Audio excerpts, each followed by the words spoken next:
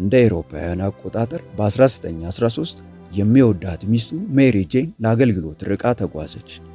በመንገድ ላይ ግን ያልታሰበ ጉዳይ ተከሰተ። ይኸውም በድንገት መሞቷ ነበር። እናም አስክሬኗ ወደ መኖሪያቸው በክብር ተሸኘ። የሚስቱ በድን በመኝታ ክፍሏ ካረፈና የተሸከሙትም ከወጡ በኋላ ግን ዊግልስዎርዝ የሞትን መንፈስ መገሰጽ ጀመረ። በኢየሱስ ስም ሞትን ከእርሷ ላይ አንስቻለሁ አለ። ከጥቂት ደቂቃዎች በኋላ ግን ሰላም የተወደዳችሁ የቻናላችን ቤተሰቦች፣ ዛሬም በአዲስ ቪዲዮ ተገናኝተናል። በዛሬው ቪዲዮአችን ብዙዎች ድንቅ በሚሉት ሙታንን የማስነሳት አገልግሎት የሚታወቀውን ታላቁን የእግዚአብሔር ባሪያ ስሚዝ ዊግልስዎርዝን ይዘንላችሁ ቀርበናል። በዚህም ቪዲዮ የሞተችውን ሚስቱን ጨምሮ 14 ሙታንን ያስነሳበትን የአገልግሎት አጋጣሚ የምንቃኝ ይሆናል። ይህ አገልግሎት ለብዙዎች ተደራሽ እንዲሆን እንደተለመደው ቪዲዮውን ላይክ አድርገው በመጀመር አብረውን ያገልግሉ። ለዚህ ቻናል አዲስ ከሆኑ ደግሞ ሰብስክራይብ በማድረግና የደውል ምልክቷን ተጭነው ኦል በማለት ቤተሰብ ይሁኑ። አሁን በቀጥታ ወደ ቪዲዮ እናልፋለን።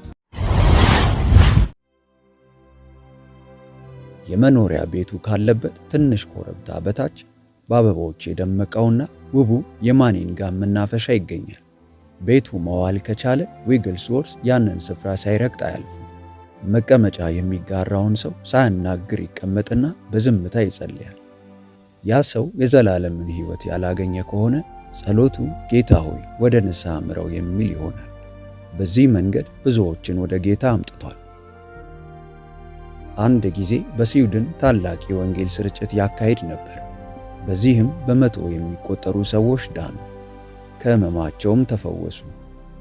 የከተማው አስተዳዳሪዎች ግን የዊግልስዎርዝ ዓላማ በስብከትና ፈውስ ሰበብ ገንዘብ ለመሰብሰብ ነው በሚል የራሳቸውን እርምጃ ወሰዱ። 7000 አባላት ያሏት ቤተ ክርስቲያን ፓስተርና እርሱ በፖሊስ ቁጥጥር ስር ዋሉ።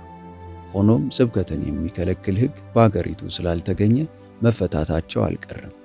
ችግሩ ግን አብሮ የተጨመረው ቅድመ ሁኔታ ነበር። ባለስልጣኖቹ ዊግልስዎርዝ ወንጌሉን እንዲናገር ግን በሰዎች ላይ እጁን እንዳይጭን ተናገሩ። ከ20,000 ለማያንሱ ሰዎች ከሰበከ በኋላ ለፈውስ ይጸልይ ጀመር። ግን ከመመሪያው የተነሳ እጆቹን መጫን አልቻለም። ወደ እግዚአብሔር መጮሁን አላቋረጠምና ጌታ ሰብስቦ በርቀት እንዲጸልይላቸው ተናገረው።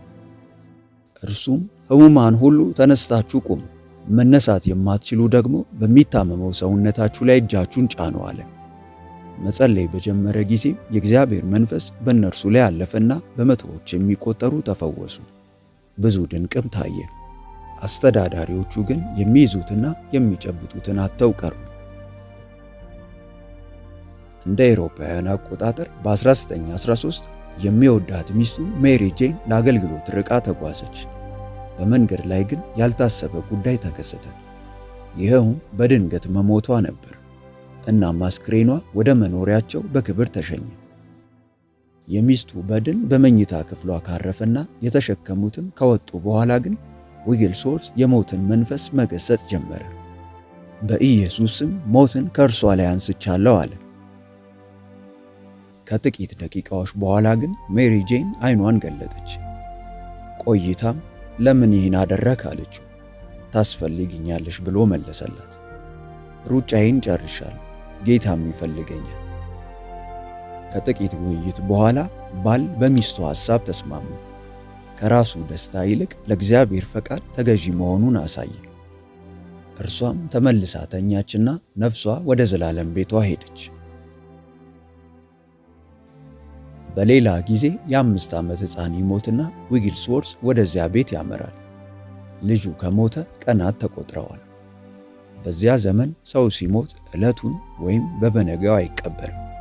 ዘመዶችና የሩቅ ወዳጆች ሁሉ እየመጡ ስንብት እስኪያደርጉ ድረስ አስክሬኑ በግልጽ ቦታ ይቀመጣል። እርሱም በሬሳ ሳጥን ውስጥ የተጋደመውን የሕፃኑን ሬሳ ይልቁንም ፊቱን እያየ እንባውን አፈሰሰ። በዚህ ብላቴና ላይ ተጭኖ ያለፈው የኃጢአት ቀንበር በጣም አሳዘነው። በዚህ ክፍል ብቻዬን እንድተውኝ እፈልጋለሁ አለ። ከቆይታ በኋላ የልጁም አባት ቤቱን ለቆ ወጣ። የዊግልስዎርዝ ቀሪ ተግባር ክፍሉን መቆለፍና የተገነዘውን የልጁን አስክሬን በአንዱ ማዕዘን ላይ አቁሞ የሞትን ስልጣን በኢየሱስ ስም መገሰጽ ነበር። ከዚያ ተአምር ሆነ። ሕፃኑ ከሞት ተነሳ። አንድ ጊዜ ደግሞ ሌላ ሰው ይሞትና ዊግልስዎርዝ ይጠራል። ለጥቂት ጊዜ ከጸለየለት በኋላ የሞተው ተነሳ። ነገር ግን ወዲያውኑ በዚያ በገደለው በሽታ ይሰቃይ ነበር። የዚህ ቤተሰብ አባላት ሁሉ ንስሐ ግቡ፣ ያለዚያ ይህ ሰው አሁንም ይሞታል በማለት አስጠነቀቃቸው። ሰዎቹም ኃጢአታቸውን ለመናዘዝ ፈቃደኞች ነበሩ። እነርሱን አንበርክኮ በጸሎት ከመራቸው በኋላ ለበሽተኛው ደግሞ ፈውስን ለመነለት። ያ ሰው ከዚያ በኋላ ነፍሱ ከሥጋው ሳትለይ 30 ዓመት ኖሯል።